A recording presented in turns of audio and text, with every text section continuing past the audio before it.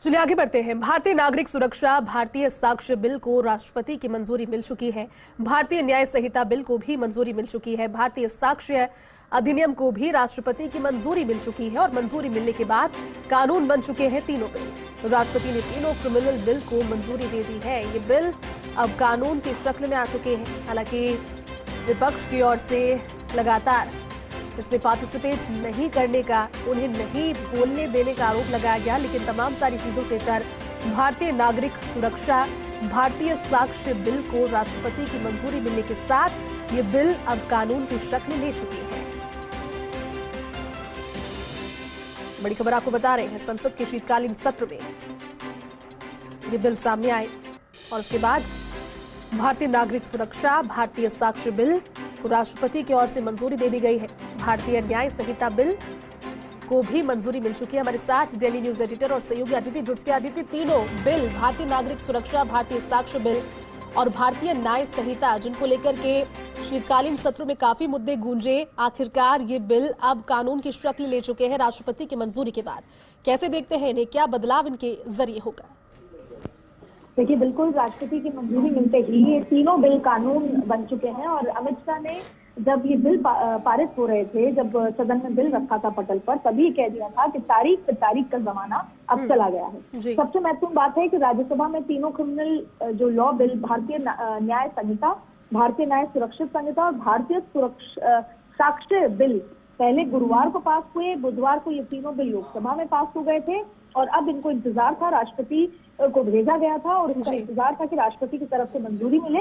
और अब आज शाम को जब राष्ट्रपति की मंजूरी मिली, तब ये बिल में तब्दील हो चुके हैं। और अब आपको एक जो कितने महत्वपूर्ण इसकी वजह से जो बदलाव आएंगे, किसी भी मामले में 3 साल में न्याय दिलाने का उद्देश्य इसमें है। बिल पर चर्चा का जवाब देते हुए केंद्रीय गृह मंत्री अमित शाह ने कहा था कि जो लोग सदन में बाहर पूछते हैं कि इस कानून से क्या होगा, तो उन्होंने ये कहा कि मैं उनको बताना चाहता हूं कि इसके लागू होने के बाद तारीख पे तारीख का जमाना नहीं रहेगा।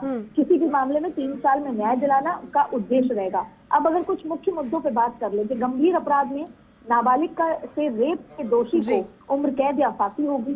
पहले रेप की धारा 375, 376 थी, अब धारा 63, 69 होगी। इसके अलावा हत्या की धारा पहले 302 थी और अब ये 101 हो गई है।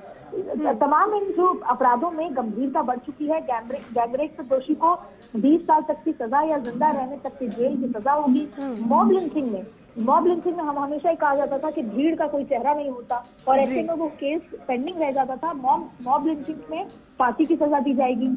इसके अलावा एक्सीडेंट के मामले में एक जो बहुत बड़ा बदलाव आएगा, वाहन से किसी के घायल होने पर ड्राइवर अगर पीड़ित को पुलिस स्टेशन या अस्पताल ले जाता है तो उसकी सजा कम कर दी जाएगी। और ये इतना सेंसिटिव मुद्दा है कि अक्सर आप हिट एंड रन केस इसीलिए होते हैं, या टक्कर मारने के बाद, कि अगर हमने पुलिस को बताया तो शायद हम पे केस होगा, तमाम चीजें होंगी, तो भागना बेटर होगा। लेकिन अब ऐसी स्थिति में उनको सजा कम दी जाएगी, इसलिए उनकी रिस्पॉन्सिबिलिटी, उसको यहाँ पर प्रावधान दिया गया है कि आप रिस्पॉन्सिबल होके उस जो पीड़ित है उसको अस्पताल तक ले जाएं। इसके अलावा हिट एंड रन केस में 10 साल की सजा मिलेगी। इसके अलावा जो स्नैचिंग के मामले में भी पहले कानून नहीं था, अब कानून बन गया है।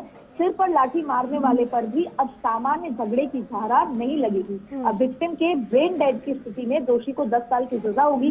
अक्सर कई बार हाथापाई और सामान्य झगड़े की धारा में कई बड़े एक्सीडेंट हो जाते हैं, लेकिन उसको अब गंभीरता से लिया जाएगा। ठीक वैसे ही ट्रायल के मामले में किसी व्यक्ति को गिरफ्तार करने पर पुलिस को उसके परिवार को जानकारी देनी होगी। पहले ये जरूरी नहीं था, ये बहुत महत्वपूर्ण है। किसी भी केस में 90 दिन में क्या हुआ, देखिए, एक तरफ तो जो आरोपी थे उन पर जो धाराएं लगती थी या फिर उन पर जो कार्रवाई होती थी, उसमें बदलाव है। लेकिन पुलिस जिस तरीके से ट्रायल और ये तमाम चीजें होती थी, उसमें भी काफी बदलाव यहाँ पर देखने को मिले।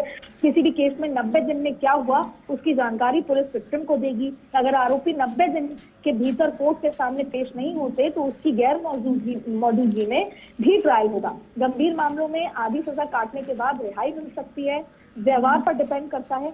ठीक वैसे ही अब ट्रायल कोर्ट को फैसला अधिकतम 3 साल में देना ही होगा और मुकदमा समाप्त होने के बाद जज को 43 दिन में फैसला देना होगा। ये तमाम ऐसे बड़े बदलाव हैं जब जो व्यक्ति है जो पुलिस के, कटघरे के, जुडिशरी के चक्कर लगाता है, तो उस समय ये बहुत बड़ी मुसीबत के तौर पे होता है। जो अब ये जो 3 कानून बनाए गए हैं उसमें काफी सारा बदलाव होगा, और इससे जो सामान्य स्थिति होती है रोजमर्रा की जिंदगी में, जिस तरीके एक्सीडेंट, जिस तरीके की स्थितियां, अपराध, गंभीरता देखने को मिलती है, वो अब इन तीनों बिलों में देखने को मिल सकेगी। बिल्कुल आदित्य, आप ठीक कह रहे हैं, क्योंकि अमित शाह ने पहले भी इस चीज का जिक्र किया था। उन्होंने कहा था कि जो औपनिवेशिक मानसिकता है और उसके प्रतीक, उनसे मुक्ति दिलाने की कोशिश इन तीनों कानूनों के जरिए की जाएगी। उम्मीद करते हैं वो बदलाव नजर भी आए। आदित्य, बहुत बहुत शुक्रिया आपका इस पूरी जानकारी के लिए। वक्त एक छोटे से ब्रेक का, जल्द लौटेंगे।